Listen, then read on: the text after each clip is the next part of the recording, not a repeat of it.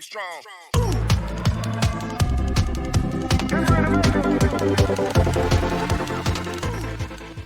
Hundreds of shards fall to the ground. They shimmer beautifully as they fly. Andrea sits next to Vivian, who is lying motionless. A circle of purple mana burns around them. Bloodstains from the inhabitants of the city can be seen everywhere. He holds her hand. Vivian lies unconscious. Her eyes are covered. A strand of hair has fallen over her eyes. She doesn't move. Andrea sits on one knee beside her, still holding her pinky finger. She doesn't come to her senses. He thinks about the fact that if it's Vivian, she can handle it, especially if it's the same Vivian as in the dream. Ivy's curator approaches the corpse of the Black Magician. The pool of blood under the Black Magician's body is spreading more and more. Curator Ivy found out that Baron Bolerick was responsible for everything that happened in Trim Village. Curatorn Ivy looks at the Black Mage's body without a drop of pity, Vivian standing a little further away. The curator turns to Andreas and tells him to cut off the Black Mage's head and try not to damage the face. Andreas looks at her judgmentally. Ivy's handler, brimming with anger and hatred, says they're going to Baron Bolerick's castle immediately. Andreas, Ivy's handler, and Vivian went there immediately. Andreas thinks about the fact that Curator Ivy's bloodlust is horrifying. He thinks about the fact that Christopher is dead and Hazard is missing. No surprise there. One of the knights in the palace falls to the ground, his helmet flying off. He is horrified at what is happening. The point of the sword approaches his face, and he tries to dodge it. His eyes are full of fear, his eyes bulging. Andreas carries Christopher on his back. Vivian slowly rambles after them. The knights surround Ivy, pointing their swords at her. A knight lying on the ground asks them in horror, "Who are they?" Ivy tells them to put their swords away immediately. She continues to speak and introduces herself as Ivy Clare, a teaching assistant at Rodlin Academy from the Knights Department. She says threateningly that from now on, anyone who defends Baron Bolerick is guilty of treason and will be executed on the spot. Andreas looks on in horror as she holds Christopher on her back and thinks about the fact that she's not just going to kill everyone, is she? Curator Ivy holds in her hand the severed head of a black mage, the very butler of the Baron. The knights protecting the Baron stare at the head in horror. Ivy's handler raises the butler's bloody severed head high. She asks the knights if they recognize who she is. Her expression is filled with hatred and anger. Ivy's handler continues to sit on one of the knights, holding the butler's head in his hands. The others watch in horror at what is happening. She orders them to lead them to Baron Bolerick immediately. The helmeted knights look at her dumbfounded and silently agree. They are approaching the house where Baron Bolerick lives. It is a stylish gray building with a blue roof. Ivy's handler, Andreas and Vivian, go inside. Another door kicked in by Ivy is lying on the floor. Andreas and Vivian's eyes widen at what they see. They are completely shocked. Even Ivy's handler is taken aback by what she sees. She stares questioningly. Baron Bolerick sits sad and realizes that Evan, his humble butler, is dead. He is sitting on a chair, and next to him, on a huge couch, lies an unusually huge creature. It's disgusting. Tears are streaming down its face, and drool is spurting from its mouth. It's wrapped in rope. The Baron introduces it as his son. The fearsome creature smiles as it raises its head, and the Baron looks at it and continues to talk about how it should have died of the disease a couple months ago. Andreas juxtaposes everything that has been happening, and finally realizes why he took the plunge into black magic. He reverently strokes his son and gets up from his chair. He tries to explain to them that while he was looking everywhere for a cure for his illness, he was visited by a man in a robe who said he knew a way to help his son. The Baron turns to his son and looks at him regretfully. He goes on to say that he asked the man in the robe to save his son's life at any cost. The curator, Andreas and Vivian, are stunned listening to what he says without uttering a word. Suddenly, Baron Bolerick turned to them and shouted that he agreed to leave his son in such a terrible state, pointing at him with his hand. The horrible creature made an ugly face, tears still streaming down his face. Ivy's handler looks at the Baron with undisguised hatred. Andreas looks at her and realizes that something terrible is about to happen. The Baron looks at his son. His gaze is full of love and regret for him. The bogeyman looks at his father. The Baron addresses him by the name Edel. The Baron falls to his knees before him and begs him to forgive his foolish father. Curator Ivy walks angrily towards the Baron, a sharp sword in her hands. Andreas and Vivian remain behind. Ivy grabs him by the scruff of the neck. The Baron's head is down. He doesn't even try to resist. The curate throws the Baron to the floor in a frenzy. He flies off. She, full of hatred for him, tells him to say these words to the people he and his butler mutilated. Baron Boleric is lying on the floor. It is difficult and painful for him to move. The knights stand beside him but do not approach to help him up. They are afraid of Ivy themselves. The curator angrily instructs Andreas to go and get a team of investigators now, and tells the knights to get rid of that monster from behind immediately. They unhesitatingly agree. Andreas creates a sharp stone spear in his hand, with a deft movement of his hand. He grabs it and immediately throws it at the monster, Baron Boleric's son. Vivian stands back and watches what Andreas is doing. Baron Boleric is still lying on the floor. He looks up and sees that his son is about to be killed. His eyes are full of horror and despair. The stone spear flies and hits the eye of the huge monster. It wrinkles in pain. Ivy's handler looks at him in disgust. Baron Boleric stands helplessly looking at what is happening. He can do nothing but speak his son's name. The knights standing behind look on in horror at everything that is happening. They are very far from the Baron. The Baron runs up to his son and slides to his knees, holding on to him. The others watch from the sidelines. The huge monster remains without one eye. He's dead. Ivy's handler turns to Andreas and asks why he did it without her instruction. Andreas explains that the spawns of black magic must be disposed of immediately before they can make any sudden moves. He goes on to say with a serious look that any information should be in Baron Boleric's hands. A team of Imperial investigators arrest the Baron and place him in a closed cart and drive him away. A dead, huge monster lies on a cart ripped open with its back up. One of the investigative team is studying it. Andreas and Vivian are back at the academy. They are seated at the table, having been invited to take testimony. Apparently, Baron Boleric has been cooperating with the Black Magician. The majestic Rodlin Academy blends in perfectly with the landscape behind it, the mountains. Andreas and Vivian listen carefully to what they are told. One of the Academy investigators says to bring the Baron in. They want to hold another hearing. One of the investigators, who appears to be in charge, thanks Andreas and Vivian for their time and, pointing to the door, tells them they can go home. Standing a little farther away from him is a man in a robe. Andreas and Vivian are heading towards the dormitory. This is the end of their assignment. They walk down the stairs in silence. Vivian walks a little ahead of Andreas. They walk in silence. Each is thinking about his own thoughts. One thing is clear. Baron Boleric will be severely punished after his involvement in black magic. Andreas turns back to the academy and thinks about the fact that the Baron should thank him, because if he hadn't killed his son, he would have suffered. Andreas imagines a huge monster lying there, unable to make any movements because he is bound. Standing over him are the distraught citizens of the town.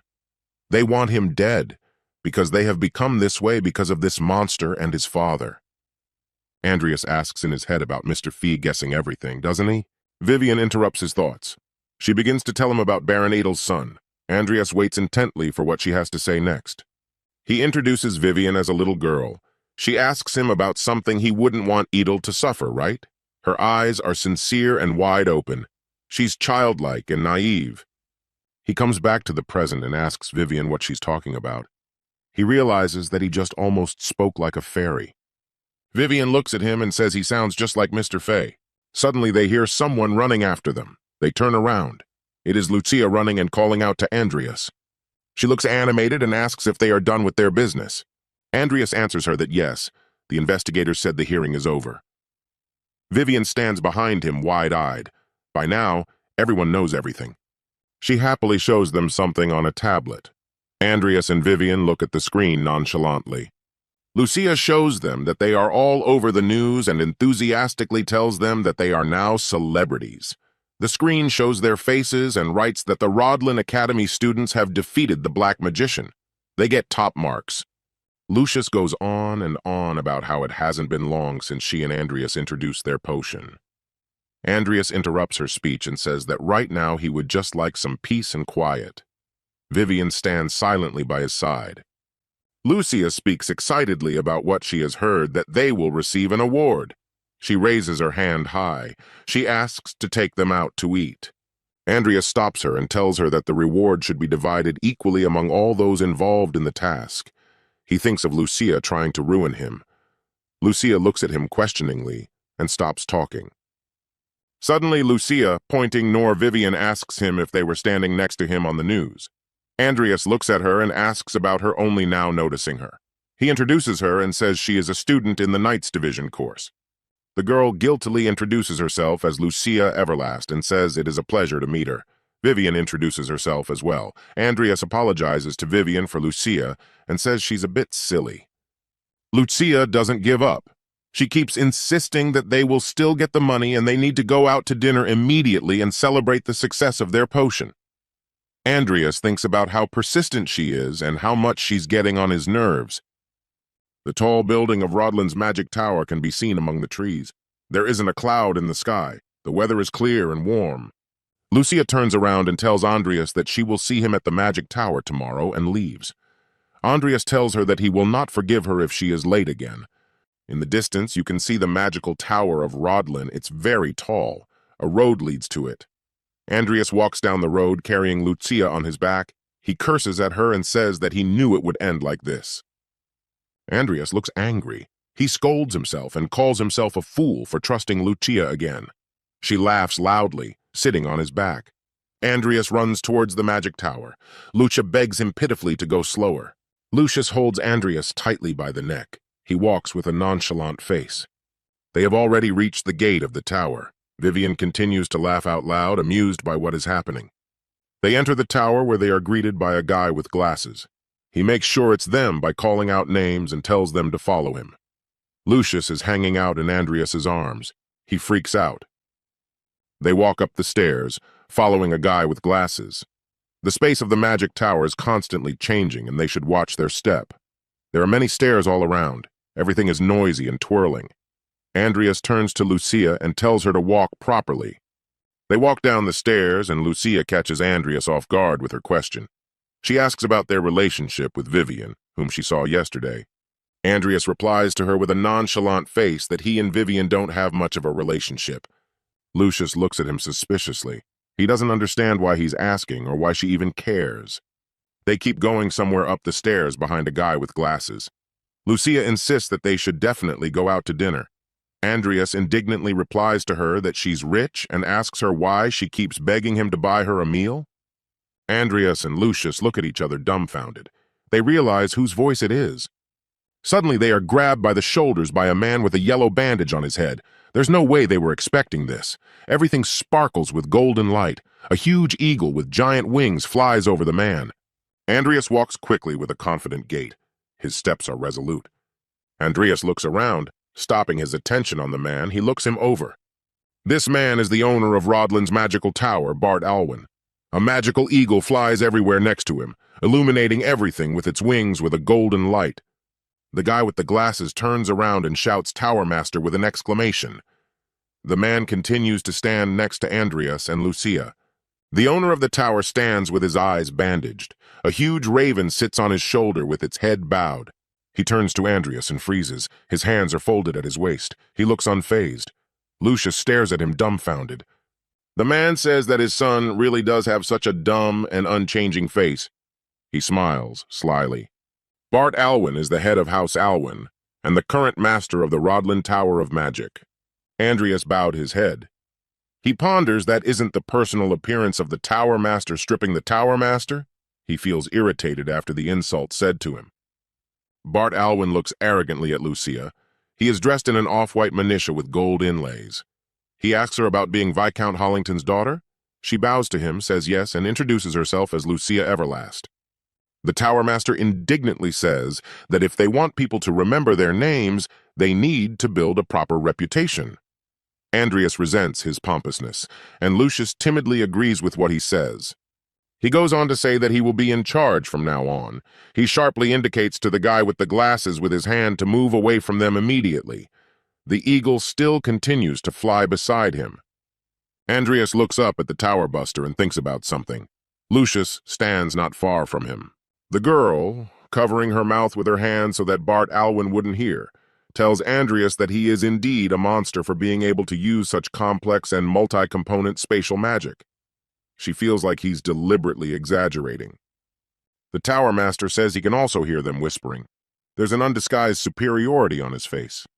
Everything around you is spinning and spinning. There is a humming sound that gives me a slight thrill. The glowing streaks spread throughout the tower room. The Tower Master, Andreas, Lucia, and the guy with glasses are standing in the middle of the magic hall. They are illuminated by huge light yarugas. 3 judges are seated in front of them. Right in front of them is a small table with a bottle of potion on it. The judges were dumbfounded by the appearance of the Tower Master himself. They opened their mouths wide. These people are sitting in black robes. The Master, ignoring their reactions, asks if the potion testing has passed or is still in progress. One of the men replies that they have just finished testing the potion's effectiveness. The Tower Master picks up the potion and scrutinizes it. One of the men in the robe goes on to say that all that remains is to question the creators about their methods of making it. The Tower Master tastes the potion straight from the neck. He swallows the liquid. He thoughtfully begins to list what the potion is brewed from: mohaima leaves, essence of the toter tree, jahaz fruit, and peony mushroom. He looks at the bottle with interest. Andreas and Lucius continue to stand silently behind him. The Tower Master turns back to Lucia and clarifies, "Was anything else added to the potion?" Lucia bows her head and says quietly that more hanpiece extract and matarata root have been added. The Tower Master jumps and ends up right next to her. He says it's interesting. One of the men says excitedly that rumors have reached him, but it is unthinkable that this girl could create such potions at her age. The Tower Master looks at Lucia from head to toe with a sly smile on his face. The Tower Master tells the men in robes that since the examination is over, it must be approved. Andreas watches silently and listens intently. The Tower Master flies up above them, puzzled as to what Cromwell's son is doing here after all. Lucius and Andreas look down at him. Andreas looks at him reproachfully, continuing not to make a sound. The Tower Master holds his chin and says that on paper the potion is registered as a common project. He's sure Andreas was just messing around with Lucia. Andreas is still as silent as ever. His gaze betrays nothing but hatred for this man. Lucius and Viviane are silent. She casts a glance at Andreas. He pays no attention to her. Lucius looks up and tells the Tower Master that without Andreas, she wouldn't have been able to create this potion. The Tower Master can't believe it, but Lucia keeps pushing the point. She says that Andreas did most of the work and that she was just helping him. The Master still doubts this and sighs. He says he will make sure of it. The Tower Master clicks his long fingers of his right hand ringingly. Lucius guesses and tells Andreas that the Tower Master most likely can't use this magic outside the tower. Andreas doesn't answer her anything. He only thinks about the fact that even now she is analyzing. At the snap of the Tower Master's fingers, the experimentation room opens up in front of them. Several students are brewing something at tables. The Tower Master tells Andreas to brew the same potion right here, right now. All the necessary ingredients are in the cupboard. Andreas immediately gets to work. He is absolutely sure of his abilities and wants to prove to the Tower Master that he is not just a toady. The Tower Master and several other warders stand right above him and watch his every move. Andreas looks at the table where a whole lot of chemical equipment is. If he uses something he's not familiar with, it could be a problem for him. He decides to use only the equipment he is familiar with and has worked with personally. It was exactly 5 minutes. Andreas has prepared the potion. The Tower Master tastes it. He walks up to Andreas and says that he recognizes that he brewed the potion correctly. Lucia stands behind Andreas and remains silent. She knew he would have no problem doing this. There are people watching them from the sidelines with interest. The Tower Master says that now they need to get to the questions.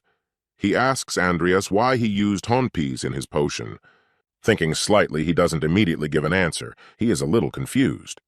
Standing next to the table where the experiments are taking place, Andreas begins to explain to the Tower Master that he used honpiece to get rid of the side effects and increase the potion's effectiveness. The students standing in the surroundings whisper admiringly among themselves. Lucy is completely shocked. She is amazed that Andreas can explain things well and accurately. The Tower Master interrupts him and says that's enough. But Andreas is outraged. He says he's not done explaining. The man removes the yellow blindfold from his eyes. He wants to get a good look at Andreas. Andreas stares indifferently at the Tower Master. His gaze betrays no emotion, his eyes empty. He comes as close as he can to Andreas.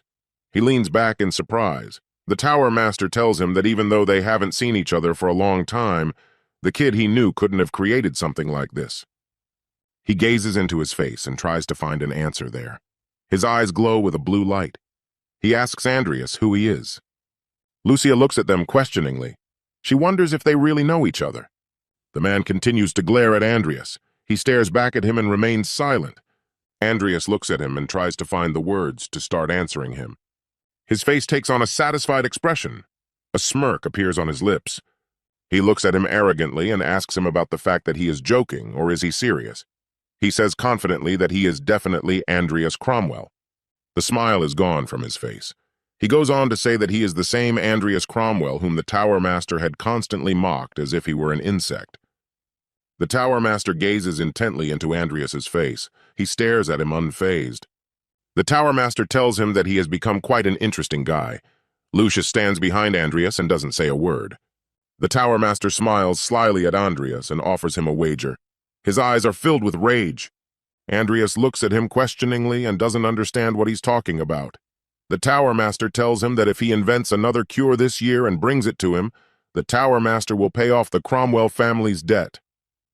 Andreas was dumbfounded by these words. He opened his eyes wide, for he had not expected him to propose such a... The Tower Master puts the bandage back on his face. As he does so, he says that he will also grant him one more wish. He goes on to say that if he can't do it, he will have to leave Rodlin Academy. Andreas looks at him seriously. He's thinking about it. Lucia is shocked that Andreas might be expelled from the academy. The Tower Master persistently asks Andreas if he agrees or not. Andreas is silent. Andreas is absolutely confident in his abilities. He pierces the Tower Master with his gaze. He closes his eyes and smiles. He thinks about how harsh the conditions are, but he agrees to this bet. Andreas puts his hand to his heart and bows his head. He realizes that as heir to the Cromwell family, he cannot refuse such an offer. The Tower Master looks at him. The Tower Master smiles and tells Andreas that he will hope he can really get results since he is so confident. The Tower Master's eyes can be seen through the blindfold. Memories arise in his mind. The image of his father appears in front of Andreas. They look very much alike. The father smiles kindly. Andreas's father smiles and looks at the Tower Master. He has long greenish hair and looks very noble. In the Tower Master's mind, images of Father Andreas and his two small children appear. They are having fun and giggling loudly. It is Andreas and his little sister. He talks about what he will be looking forward to. Behind the bars lies a vampire girl. Her time is running out, seconds to go. The shackles on her arms begin to emit a bright red light. She begins to rise. The vampire girl slowly rises to her feet. All light surrounds the space of the prison cell. Her long red hair hangs down and drags across the floor. She stares detachedly at her hands, which are engulfed in light. Her hands are twisted. There's an explosion of tremendous force. Everything sparkles. You can't see a thing. The vampire girl breaks the wall with incredible ease. Now there are no barriers in front of her. She is free from shackles and bars. The vampire girl stares off into the distance at a building in the distance, thinking about something. Suddenly, she remembers their conversation with Andreas. Her lips press together. He sees Andreas in front of him, who insisted she swear on his family's name. The vampire girl laughed furiously so that her sharp fangs became visible. She recalls the face of Andreas, who said she had to swear she wouldn't kill him. Her eyes are bloodshot. She's laughing bloodily. There is only one thought in her mind. Andreas? Cromwell's information scroll appears. A review of the Great Sin. An ancient scroll depicts a petrel. It is a spiritual monster with high intelligence that can control lightning and wind even in play. To get one as a pet is an incredibly difficult task. It's evening at Rodlin Academy. It's warm outside. Many students are out in the courtyard. Andreas sits on the bench with one hand resting on the box. He thinks about the fact that he has been partially reimbursed for the cost of the ingredients, so his need for money has subsided a bit. He sits on a bench, with students sitting next to him on either side of him. He keeps thinking that as long as he can brew potions, he can fully concentrate on training. Andreas's gaze is full of determination. He realizes that right now the problem for him is the page of idleness. He and a few other students Take the train. Andreas is musing about the fact that he can't find a way to get value out of her. He realizes that he should perhaps trade her for something he badly needs right now. His head is slightly down, his gaze directed downward. He realizes that there's no avoiding it. He remembers Karen's angry face and realizes he'll have to use it. The sky has turned a purple color. The clouds become dark. Takes on a bright yellow hue. Clouds float slowly across the sky. The train creaks to a halt on the platform. Everything is illuminated by the rays of the setting sun. Andreas and a few students get out of the train car and head somewhere. Andreas walks with a confident gait. His steps are resolute. His robe sways on him. Only the steady stomping of his feet can be heard. He's walking and talking about something. His eyes are full of determination. Suddenly, something interrupts his thoughts. He feels that someone is watching him. He looks around. There is no one near him. Andreas approaches the gates of a beautifully brick building. His step slows. He continues to feel someone's presence near him. He looks around cautiously. A vampire girl sits on a branch and watches him. She is dressed in a black robe with a hood on her head. Andreas wonders if he's imagining things or if someone is actually following him. He holds a box of ingredients in his hands. The vampire girl chuckles gloatingly. She's glad she was able to track him down. Andreas sits at the table. In front of him is Heron, who takes a seat on the couch. Heron, not hiding his dislike, tells Andreas reproachfully that the star of the academy has finally condescended to visit him. You can hear the reproach in his voice. Heron holds the potion bottle in his hands and scrutinizes it. His face is a little twisted. Andreas tells him that he has come to report to him right after the last examination. Heron tells Andreas, puzzled, that he has been studying this potion in secret from him and is now acting like a diligent student. He is confused. Andreas guiltily replies to him that he didn't plan it. Karen presses the book and shuts Andreas up. He tells them to come to him and not to complain. A magical space opens up in front of him. He tells Andreas that he will imbue him with what it means to be his apprentice. Andreas obediently follows him and thinks about the fact that Heron takes offense at such a small thing and thinks him a cheapskate. They go down a long spiral staircase to somewhere below. Heron holds a glowing circle in his hands. Andreas follows in silence, realizing that this does not seem to be the time to bring it up. Andreas watches Heron's demeanor carefully and realizes that he can't talk to him right now while he's in a bad mood. Heron has an angry look on his face. Andreas thinks about the fact that he will have to settle for checking on the vampiress's condition. They go down into the room and see that the whole place is trashed, the wall destroyed. There are ruins from collapsed walls all around. Dust has been kicked up. Piles of stones are lying everywhere. Charon stands in a complete daze. He didn't expect to see such a thing. They see that the entire room where the experiments took place has been completely flattened to the ground. Boulders are lying around. Tables have been destroyed. Andreas, seeing all this, realizes that the evolution has been successful. His gaze betrays no emotion. They approach the cell where the vampire girl was sitting and find it empty. They realize that she's the one who made the mess. Andreas stays in the doorway and thinks about how sorry he is that they won't meet her again because she was a good example. Heron squats down and tries to see something in the cell. Karen picks up the chains that bound the vampiress and shouts horrifying words. He is outraged beyond belief. His face is full of anger and rage. He clutched the chain with beastly strength. Every muscle in his face is tense, his teeth clenched. Karen squats with his back to Andreas and addresses him by name. Karen's eyes are bloodshot. He, trying to hold back his anger, asks Andreas about something he did to Angela's vampire girl shackles. Andreas lowers his head and answers him that no, he feared for his life. He looks at Sharon nonchalantly and thinks about what an idiot he is. Andreas smiles slyly, Karen still continuing to stand with his back to him. They realize that she is only a hybrid. Heron holds open the shackles in which the vampiress had recently been imprisoned. Andreas chuckles gloatingly behind his back and thinks to himself, serves him right? Charon swung his chains angrily. His mouth opened wide, his eyes became furious. Every vein in his face tensed. The impact happens with such force that the clanking of the chains can be heard even on the stairs. Andreas is rapidly moving away from the building where the meeting with Karen took place. It is already dark outside. 3 bright moons still shine in the sky. Andreas stops, his face pensive. He thinks about what he will bring to the page of idleness another time. Suddenly, someone's long red hair comes down over Andreas's head. He doesn't notice them right away. He hears a familiar female voice say his name. His eyes widen and his pupils constrict. He immediately realizes who is speaking. His hair falls lower and lower, and he begins to tremble with fear. Angela hangs from a tree, holding onto a branch with one hand. With her other hand, she holds Andreas by the chin. Her eyes speak with a bright red light. Andreas is dumbfounded and can't move. He guessed that she was the one waiting for him in the ambush. Gently holding his chin, she tells him that she has wanted to ask him something since she woke up. Andreas continues to stare off into the distance. The vampire girl looks at him slyly, smiling. She asks him to look at her. Andreas resolutely turns around on her and looks directly into her eyes. His gaze is slightly frightened. She looks at him and says he is a good boy. She asks him to tell her about the power she has received. Andreas asks her, perplexed, why is she doing this? He has kept his word, after all. He reminds her that she must know the price for breaking her oath in her family's name.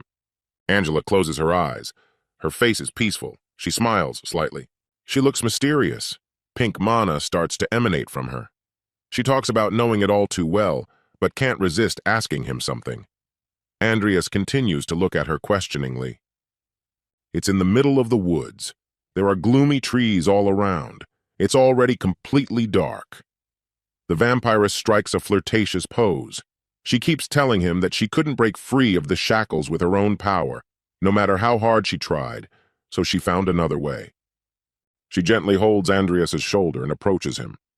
She asks him if he has guessed the method in question. Suddenly she smells something from Andreas. It's like a great sin. Her eyes rounded. Her expression changed to a sly smile. Now she began to realize what it was. Andreas looks at her perplexed. His eyes are wide, his lips tight. Angela giggles and moves closer to him. She strokes his face and says it's interesting. Andreas asks her what she's carrying. He is still as nonchalant and doesn't fall for her tricks. Angela grabs him sharply by the back of the neck so that he catches his breath. His mouth is open, and he tries to inhale, but he can't do it very well. She, without much effort, presses him against a huge tree with a thick trunk. Andreas tries greedily to breathe. He tries his best to pull her clawed hand away from his neck, but he fails. She clutched at him, trying to strangle him. With her other hand, Angela makes an indicating gesture. Her head is pulled down. She tells him that there's a lot of things she wanted to ask him about, but this place is too conspicuous, so she'll have to stop for now. Her face expresses contentment. She fixes her hair, which has fallen in front of her face. With her other hand, she still holds Andreas by the throat. He tries to get away from her hand. She continues to say that they will meet again soon. She looks at him with a crazed look and smiles gloatingly. She says that she will find a good use for this power in the meantime, and since he helped her, she can't resist thanking him. Andreas gritted his teeth. His gaze is filled with fear and hopelessness. He doesn't understand the power in question. She, trying to reassure him, tells him not to worry, for she will not make him suffer. She sticks out her long tongue. Sharp fangs show from her mouth. She wants to lick him. At that moment, she says that Andreas could be her destined partner. Cromwell's information scroll appears, which is called an overview of the world of the Great Sin. An ancient scroll has the remains of some kind of animal painted on it. When the Great Sin was just a game, only useful materials were given to him. However, now that the game has become a reality, he has to deal with raw materials. The stately white building with gold inserts looks very expensive. It is a hostel of illusion. It is a warm, sunny day. On the balcony of the second floor, two girls are talking at the table. They are eating various delicious things and chatting nicely about something. A dark-haired girl holds a book and points her finger at the image, showing it to her companion. The page shows knights in armor. Her gaze is full of admiration. They are discussing this book. The dark-haired girl talks about then Lord Philippe, armed with a one-handed sword. The girl named Ulick, sitting across from her, is visibly bored. She, rubbing her face with a napkin, turns to a dark-haired girl named Dean and asks her to stop preaching for just a little while. Diane replies to her that if she tries hard enough, she too will find a knight she can cheer for. There are porcelain dishes with picturesque ornaments on the table. The tea in the mug is already cold. Ulich, deciding to change the subject, tells her that she has heard that Lucia Everplast has passed the examination at the magic school. Diane is delighted by this and amazed that at such an age she was able to make such a sensation. Dean brings the mug of tea to her mouth and imagines in her head the image of Lucia as she fell asleep on the book. She thinks about the fact that she's heard that Lucia is lazy, but it looks like she's really talented, a real slumbering dragon. Dean annoyingly resents the fact that it's so cool and regrets that she didn't think of it when she was a freshman. Julik looks admiringly at the tablet and exclaims that the most marvelous thing was all this. She turns the tablet with the screen toward Dean and shows a picture of Lucia, Andreas, the Tower Master, and one of the committee members. The girl's gaze is brimming with admiration. She asks Diane if she can believe it. Diane's gaze is full of surprise. She is shocked at what she has just seen. She speaks Andreas Cromwell's name. Lucius, Andreas, the Tower Master, and one of the commissioners pose for a news photo. Andreas is holding the potion they brewed. They zoom in so close that only Andreas remains in the image. Ulich says it's inconceivable that someone so untalented managed to help create the potion. She says that when she first heard the news, she too thought it was a lie. Diane stares at the screen, but her thoughts are immersed in memories. She remembers what Andreas was like as a child, when he was just a boy. She remembers that after his family fell, all he did was blame circumstances and lack of talent. Diane looks down at the pages of the book in front of her and can't get comfortable. She thinks about how impossible it is that now he has suddenly achieved something on his own. She remembers Andreas sitting in front of her in the train car. She wonders if this trash has really changed. Ulich admiringly continues to think Andreas, the king of parasites himself, has achieved something like this. There is undisguised admiration on her face. Diane stands up and heads away from her. Diane's gaze is full of determination. On her shoulder is a bird of prey with red eyes. She decides she needs to see for herself. Students are gathering in the lecture hall. There is no one in the lecturer's seat yet. Andreas sits wrapped in a scarf, looking sickly. Lucia looks at him and asks why he is wearing so many clothes. He covers his mouth with the scarf and says he is not feeling well. They sit a little farther apart. She keeps up with his questions and keeps asking him, then why is he here and not resting? He indifferently explains to her that he needs to attend enough classes to graduate. The hall door opens and Professor Woban, wearing glasses, enters. Professor Vauban walks confidently towards the blackboard. The students follow him closely. Andreas remembers what happened last night. All he thinks about is that no one should see the huge scar on his neck. That's why he wrapped himself up so he wouldn't attract attention. Andreas recalls the moment the vampiress latched onto his neck and bit him. He thinks about her words, what she said about a destined partner and some other scent. He is at a complete loss for words. He starts to sweat. He's getting really hot from putting too much on. But his thoughts are still focused on the fact that Angela just suddenly bit him and disappeared. Suddenly, Professor Vauban interrupts his train of thought with his voice. He asks the students if everyone has come. They answer yes. Professor Vauban decides to begin his lecture. He is wearing glasses and you can't see his eyes. He is serious about giving the lecture. Andreas sits at his desk, but his thoughts are far away. His eyes stare into nothing. Among the crowd of students, Professor Vauban notices Andreas's face, his expression betraying surprise, his eye twitching. He remembers that it was him who had been written about in the newspapers. Professor Vauban addresses Andreas by name and asks him why he is wearing so many clothes. Is he sick? Andreas coughed on purpose and covered his mouth with a scarf. He answers the professor that he has a cold. Professor Vauban states that he's probably tired of him researching potions and tells him that he's already marked him as present for class and lets him leave. Andreas rises from his seat and thanks the professor. He stands up and looks at Professor Vauban. At this moment, he thinks about how he is a little hurt that he is being let out of class. After coughing a bit, the professor tells Andreas that he asked him, a professor of medical herbalism, for advice and, probably forgetting, failed to mention his name. Andreas stares wide-eyed at Professor Vauban and thinks about the fact that he has invested nothing in his work and wants an award. Now that's chutzpah. Andreas stops and tells Professor Vauban that he is very grateful for his advice. All the students look on in silence at what is happening, and the professor stares intently at Andreas.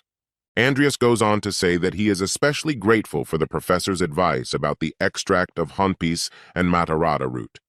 He recalls that the professor told him that if he added them, he would be making soup instead of potions. However, this soup was excellent. She wonders if Andreas is really getting confrontational. Her eyes are wide, and you can see the excitement in them. Professor Vauban's eyes became embittered. His lips tightened. He was totally outraged. No student had ever spoken to him like that before. The students, hearing Andreas's words, began to whisper amongst themselves, looking at Andreas judgmentally. All eyes of the students are on Andreas. They are completely shocked at what he is doing. Andreas confidently heads for the exit. The professor behind the podium shouts indignantly that he is forgetting himself. Without turning around to look at him, he tells him that since he doesn't feel well, he's leaving. Professor Vauban is indignant to the extreme. He is amazed that Andreas talks to him coldly and there is no gratitude from him for his labor. He loudly pronounces the name Andreas Cromwell. Andreas, ignoring the professor's shout, had already approached the door. He's very pleased with himself. He proudly thinks about the fact that they all used to ridicule him before, but now that he has achieved something, they are all playing friendly. He opens the door and walks out. At this point, he smirks and thinks about how now let them all shut up and kiss his shoes.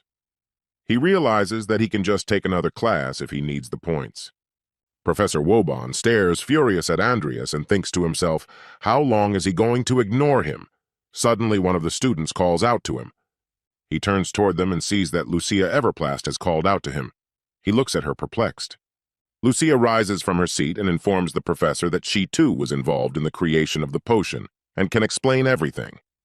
Andreas freezes in the doorway and thinks indignantly about what Lucius is doing. Lucia's eyes are innocent. She looks at the professor wide-eyed and waits for him to answer. Professor Vauban clears his throat, covering his mouth with his hand, and approvingly allows her to do so. Andreas looks at her with a judgmental look. He has no idea what she wants to tell him. Lucia excitedly begins to tell them that they learned the basics of potions in this class, and then we put them into practice. All the students look at her and listen attentively. Professor Vauban listened to her story. He is all nervous, sweat beading on his face. His face looks confused. The students stare at her wide-eyed, unable to hide their delight. Lucia smugly concludes her story by saying that their conclusion is that doing their own research without anyone else's help means a great deal.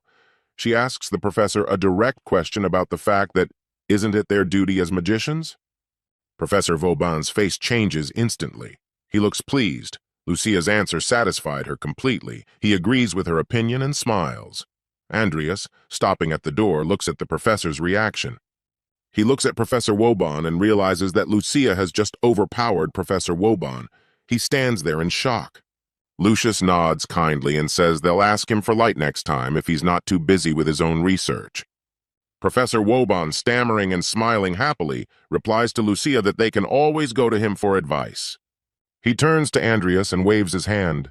At this point, he turns to him and tells him to take care and wishes him a good journey. Andreas looks at Lucia with gratitude. He pulls his scarf down slightly because he is very stuffy. He mentally tells Lucia that she has just de-escalated the situation magnificently. Lucia, as if hearing his words, puts her hand to her head and winks at him happily. Andreas smiles good-naturedly. He still does, turning to Lucia, thinking about the fact that he still doesn't know why, but thanks her. He creaks open the study room door and walks out. He is very grateful to Lucia for being able to change the outcome of the situation for the better. It's a beautiful sunny day. Thousands of people are out on the street. Cars are driving along the road. In the distance, a building can be seen against a background of high hills. The white building is illuminated by bright sunlight. The windows of the building are framed in gold. Inside the large hall, a big, red-haired man with a mustache sits at a table. Standing next to him is his assistant. He is reporting on potential candidates for recruitment. He decides that he will be the first to provide an answer about the students already enrolled in the academy. This muscular Wu-Ango officer is named Duke Cloche Sinclair and is a master of aura. He is holding a clipboard and looking at it puzzled.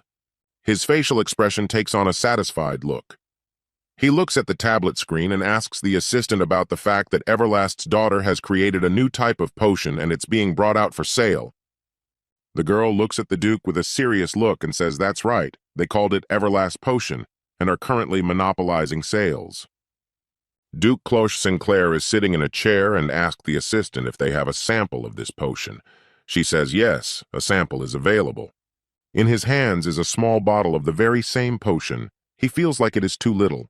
He is amazed that if Lucia created such a thing, being only a freshman, he is sure that many will try to recruit her after their academy graduation. He tastes the potion. The assistant says with a nonchalant face that this is why they need to contact her now.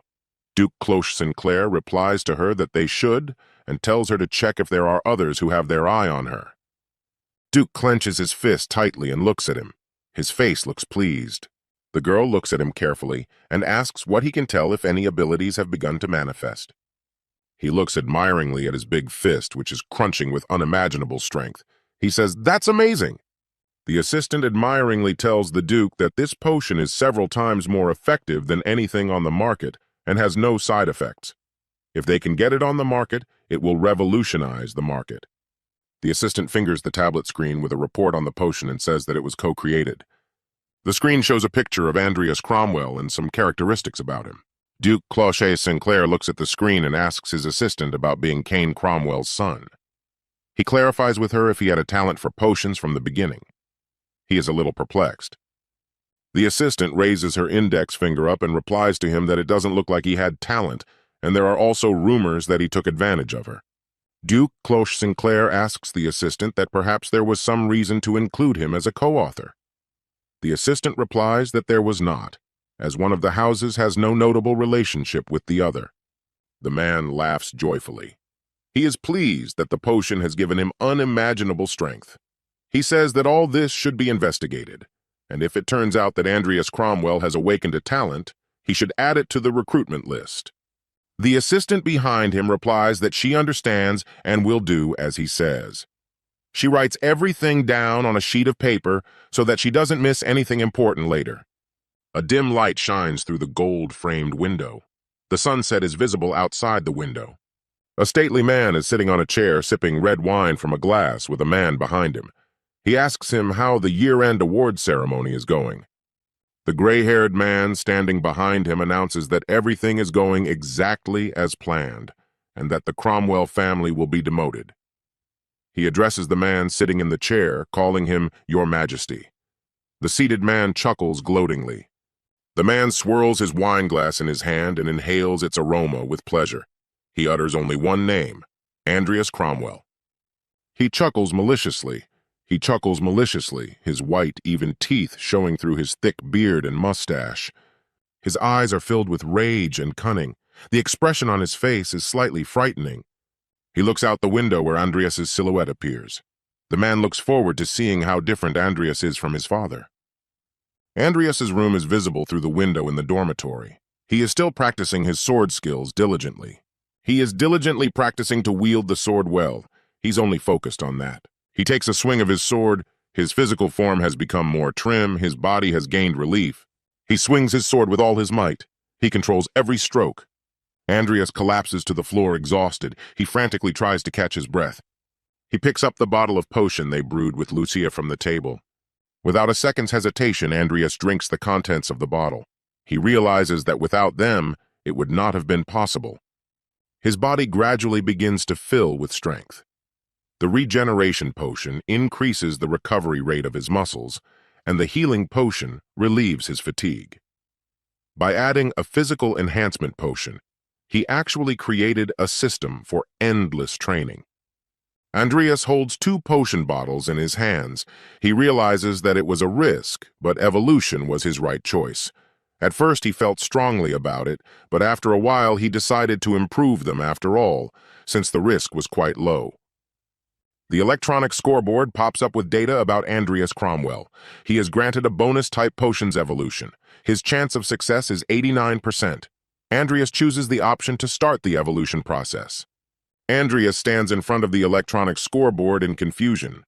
It reads that the bonus-type potions evolution has been successfully completed. His talent, bonus-type potions evolution, has been upgraded to bonus-type potions evolution. Andreas mixes all the potions into a large flask. The created potion takes on a purple color and shimmers slightly with a pearlescent sheen. Holding the flasks in his hands, in front of Andreas, an electronic scoreboard reads that he has created a low-level, invigorating potion. He realizes that he can now create more potions, and his chance of success and brew speed have also increased significantly. Andreas imagines a multitude of colorful potion bottles in his head. He thinks about the fact that as long as things keep going the way they are going, and as long as he keeps putting himself out there, he will be able to grow successfully. Andreas looks away tiredly. If he can find a good corpse and a couple items he needs, he won't have to worry about his battle power. He realizes that as long as Heron is missing somewhere, he can't sell him a page of idleness. Andreas walks up to the door of Heron's house. There is a sign hanging on the big door that says, Heron Dupren is away on urgent business. Andreas thinks about how Heron is in such a bad mood that he left to travel and didn't even tell him. Andreas goes to take a shower. He comes out of there, rubbing his head with a towel, and realizes that he has no connections besides Karen. He immediately tries to calm himself down and go to bed, since he has a medical herbalism class tomorrow morning. Morning comes. Andreas arrived at the academy and walked into the auditorium where the medical herbalism class is usually held. To his surprise, the auditorium is completely empty. There is not a single student. He sees that there is some kind of note hanging on the blackboard. A note announces that today's class will be held outside, which all students have been notified of on their tablets. Andreas curses indignantly at Dr. Woban. He guesses that he is using this specifically against Andreas, since he knows he doesn't have the tablet. Professor Vauban's sly look arises in Andreas's mind. He set this whole thing up on purpose. Andreas holds his head in confusion. He has no choice but to hurry to the class he is already late for. Andreas is quickly headed to class outside. He is angry. Stomping his feet, he walks in from the classroom and wonders what Woban thinks he is doing to the students. In the garden of the Rodlin Academy, a medical herbalism class is in full swing. Andreas walks over and looks questioningly at what's going on. All the students are actively engaged in something. No one is just sitting there. The students are hurriedly brewing something, pouring it from test tube to flask. Andreas is completely bewildered. He doesn't understand why everyone is in such a hurry. One of the students is holding his head in annoyance. He is yelling that this is wrong too. What did he just do? He's not getting anywhere. Andreas looks at everything with a nonchalant expression on his face. He wonders why everything that is happening looks like an exam. Suddenly, and behind him, he hears the professor come up to him and say affirmatively that he is late. Andreas looks away indifferently. Andreas's indignation is unbounded. He can barely contain himself from saying something back to the professor, and he continues to say with a smile that it seems that Andreas was so busy with his own research that he didn't even see the notification from him in his tablet. Suddenly, someone grabs Andreas hard by his robe. He turns around questioningly. He sees that Lucia has grabbed him and is urging him somewhere, telling him to go with her, and she will explain everything to him. The professor standing next to Andreas chuckles gloatingly, covering his mouth with his hand. Lucia shows him something on her tablet. She reproachfully tells Andreas to just buy himself a tablet already, and wonders how long she will show him her tablet. Andreas stares at her in silence. The tablet shows Professor Vauban, a smug look on his face, with a large flask of some kind of potion next to him. It says that he invented the awakening potion, and he got the idea to make an exam out of analyzing this potion. Andreas gets down to the task at hand. He puzzledly picks up the utensils he needs. He is convinced that the professor just felt the need to show off. Professor Vauban approaches his desk and observes what he is doing. Professor Vauban coughs and asks Andreas wryly about how, for someone of his level, figuring out ingredients and proportions should be easy. He smirks. Andreas stands silently and stares at him. At this point, he thinks he really is a hard-headed asshole. His face expresses no emotion. The professor smiles slyly. He tells Andreas that today he will finally show him who he really is. At this moment, he thinks about the fact that Andreas has a very bright future ahead of him. Andreas realizes that the man has confused his words with his intentions. The expression on the professor's face instantly changes. He realizes that he blurted out the wrong thing. He angrily continues to think that Andreas has taken advantage of Miss Everlast, a rising star in the potions world. Andreas grinds the herbs in silence. His gaze is off to the side. Lucia is shocked at what is happening, her tablet in her hands as well. The weather outside is warm summer weather. There is not a single cloud in the sky. 4 hours have passed since the beginning of class. The professor looks tired, snot dripping from his nose, his pupils constricted. He looks at his clipboard and can't believe his eyes. The tablet displayed the analysis of the awakening potion's composition. According to the test results, the first place is undoubtedly Lucia Everlast. She has the fastest and most accurate result. Next is Andreas Cromwell, and in third place is Taylor Bagman. The students are crowded around the professor. He continues to look at the clipboard. One of the students assures him that there was no cheating during the exam. The professor remains silent, staring at the clipboard. One of the female students concludes that Andreas Cromwell does indeed have a talent for potions. The frustrated boy leans back against the table. He can't believe he's lost to someone like Andreas. Lucius is happy. She turns to Andreas, calling him algae head and telling him he's good for him. Andreas resents her addressing him. He doesn't like being called that. Suddenly, one of the students angrily calls Professor Vauban by name. Everyone turns to look at him in confusion. A fat boy, one of the students, runs up to the professor and angrily asks him why he is doing this to him. The students look puzzled at what is happening. They don't understand what he means. The professor looks at him confused. His eyes are wide, his lips tight. Andreas and Lucius stand there in complete shock. They hear the fat boy ask Professor Vauban why he passed off the potion he created as his own. The fat boy runs up to Professor Vauban. He asks him angrily, how could he do this to him? The professor of all people knows how much effort he put into making this potion.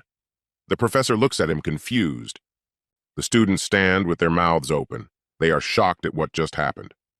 Some wonder if the fat boy named Herolf, who is a senior student, made a mistake. The students didn't expect a teacher to be capable of such a...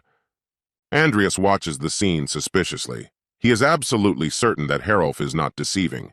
He asks Lucia what she thinks about it. Lucia replies without a shred of doubt that if we are talking about Professor Vauban, she is absolutely certain that he is capable of it. Andreas agrees with her and resolutely goes somewhere else. A furious Lucia is angry with him, trying to stop him, but he doesn't listen to her and leaves. Lucius is confused and angry with him. For a moment she regretted saving Andreas yesterday. She decides for herself that she will not worry about him from now on. Andreas approaches them. He interrupts them and turns to the professor, asking him what ingredients he used to brew the potion. The professor angrily replies to him that this is not the time for such conversations.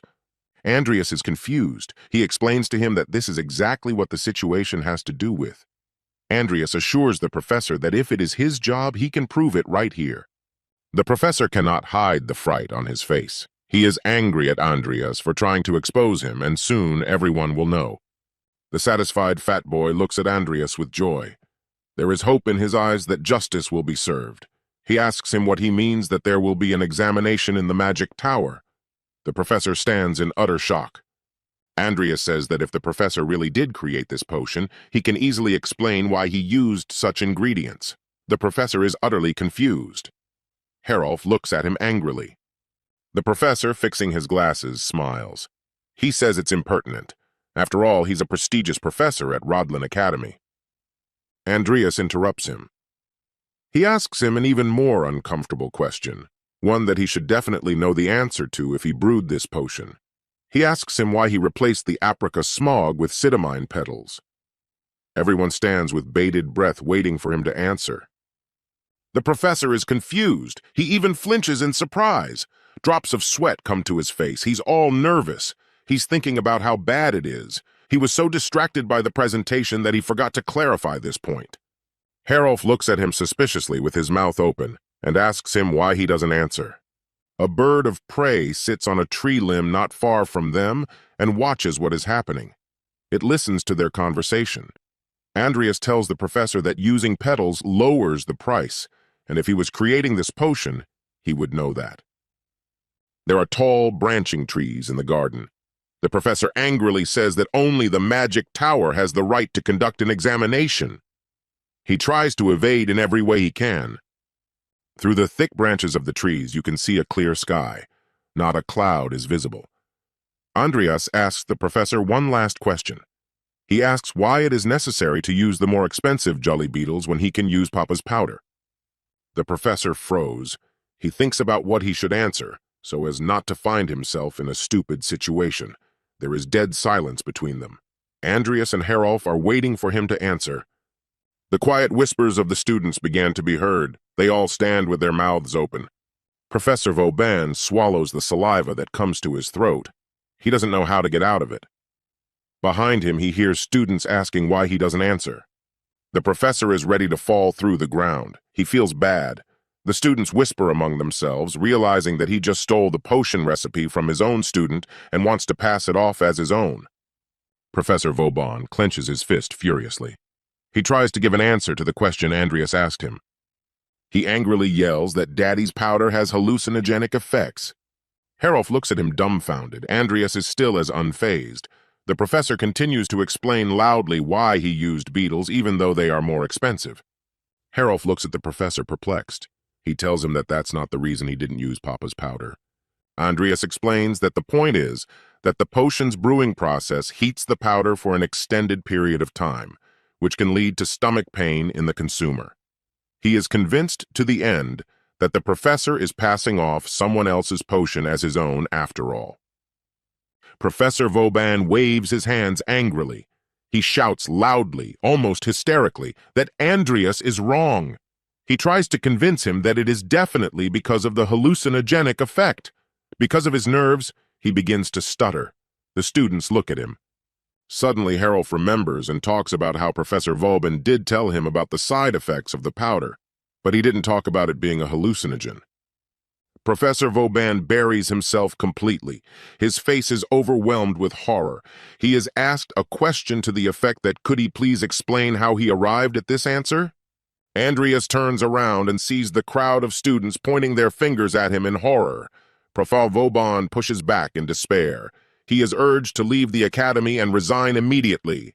The professor grits his teeth in anger. Sweat drips from his face. He hears the insults that he is a thief and a fraud.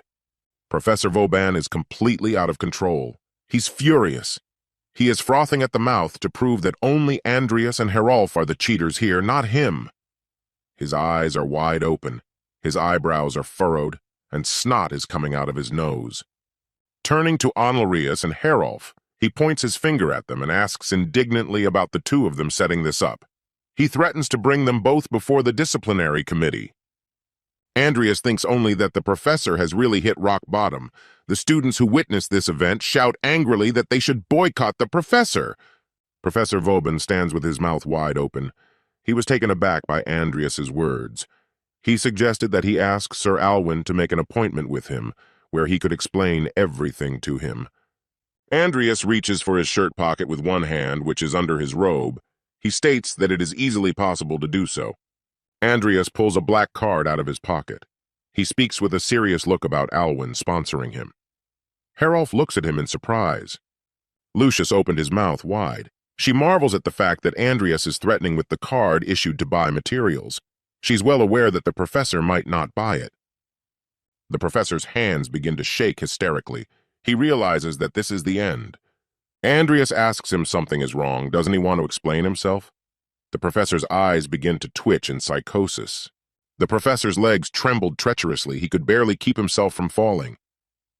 The evil face of Sir Alwyn, the owner of the magic tower, appears in front of his face. His mad eyes burn brightly. Herolf, Andreas, and the professor look at each other in silence. A bird of prey is still watching everything that is happening. It sees the professor falling to his knees in front of his students. He is completely crushed. His cunning plan has been figured out. Behind the bird stands the tower master with a serious expression on his face. All he can think about is that if Professor Vauban has caused such a commotion, he will have to pay for it. Sir Alwyn lifts his lip. He is up to something. He realizes that Andreas is indeed preoccupied with research. He resents the fact that he used his name as an argument, and it worked perfectly. The bird of prey's eyes are scrutinizing what is happening. The Tower Master thinks about the fact that Andreas knew the theory and ingredients for the awakening potion, and he might be able to discover a new cure before the end of the year. The professor starts laughing hysterically. It is his defensive reaction. Despite his hysterical laughter, tears of despair come to his eyes. His lips are tight, and he is about to burst into tears of helplessness. A huge bird of prey with large wings flies over the building. Tower Master Sir Alwyn is sure to be eagerly awaiting Andreas's cure. A bird is flying high in the sky. It is illuminated by the bright rays of the sun. When it flaps its wings, its feathers fall off. The inconspicuous Rodlin Academy cafeteria building stands in a thicket of green trees. Andreas, Lucia, and Vivian are sitting at the table. There is a large variety of food in front of them. Lucia thinks about the fact that Andreas did invite her to eat together, but to think that he brought her to the Academy's dining hall. Andreas devours the brownie with gusto. After filling his mouth full of food, he asks Lucia about the fact that why isn't she eating? Lucia replies with a freak out that she will eat. She grabs a piece of meat with her hand and shrieks. She takes hold of her burnt hand with her other hand and cries out that she is hot. The students nearby look on in horror. Andreas and Vivian look at Lucia nonchalantly and continue eating. The piece of meat that Lucia picked up with her hand flies off. Andreas addresses Lucia reproachfully, calling her a rich lady, and says it is done like this. He carefully takes a piece of meat by the bone with 2 fingers so as not to burn himself. He dips a piece of meat into the yellow sauce, the meat squelching. It looks very appetizing. Andreas brings a piece of meat right up to Lucia's face and tells her to take it. Lucia, annoyed, asks him what does it matter that she is rich. Lucia looks with interest at a piece of meat dipped in yellow sauce and realizes that it turns out it can be pretty great to eat in the dining hall. Vivian watches intently as Lucia takes a piece of meat and sauce from Andreas's hand. She chews something as she does so. Suddenly, Vivian tells Andreas that she has to go too. Lucia stares at her without turning her head. She chews the piece of meat Andreas has given her. Andreas doesn't immediately realize what she means and looks at her questioningly. Vivian points his finger at the piece of meat he has just dipped in sauce and handed to Lucia. Lucia continues to eat without raising her face. Andreas wasn't expecting that. A little surprised, he pressed his lips together. Realizing what's going on, an enigmatic smile appears on his face. They're sitting in the dining hall at Rodlin Academy. It's starting to get late in the evening. Andreas dips a piece of meat in the sauce and holds it out to Vivian in the same way. They walk down a long corridor. Lucia approaches Andreas with a question about when he is going to buy himself a tablet. She convinces him that if he had one, he would receive notification of events like today's and wouldn't miss it. Andreas replies, slightly annoyed, that he is just saving up for it now. Lucius replies that it's not that expensive. Vivian walks silently beside him, thinking about something. Andreas looks at Lucia judgmentally and says that nothing is expensive for a rich girl like her. Vivian, not listening to the conversation, thinks only of the fact that Mr. Fairy gave her meat. The thought makes her smile embarrassedly. Vivian turns to Andreas and asks him if he wants to take her reward as well. She calls him Mr. Fairy. Andreas turns his face away indignantly and tells her she shouldn't do that. Lucia looks at him questioningly and wonders why Mr. Fairy. Andreas dares to look directly at Vivian about that. Why does she call him that? Without waiting for an answer, Andreas points to the hallway and says he went that way. Lucia hurries out of surprise and talks about seeing them later. Andreas looks at Vivian and says goodbye to her. Andreas moves away from the girls. Lucia and Vivian walk silently in the same direction. Andreas walks down the hallway. Sunlight streams through the tall windows, illuminating the entire corridor. From the bright light of the sun streaming through the window, Andreas involuntarily squints his eyes. Walking down the corridor, Andreas notices someone's familiar silhouette in the distance. In this silhouette, Andreas peers at Karen. His expression is calm and betrays no emotion. Andreas looks at him intently and realizes that he's finally back. Karen stares silently into Andreas's eyes. He scrutinizes him carefully. As they pass each other so as not to be seen, Andreas tells him that he sees that Heron has returned from his trip. Heron angrily tells him to come to the lab at noon tomorrow. Heron walks past Andreas without stopping. They pretend not to know each other. Andreas turns to the professor and says that he has understood everything and will come tomorrow. Andreas turns to the professor and says that he has understood everything and that he will definitely come tomorrow. Andreas smiles slyly. He is satisfied that everything is working out just fine. The meeting with Heron came at just the right time.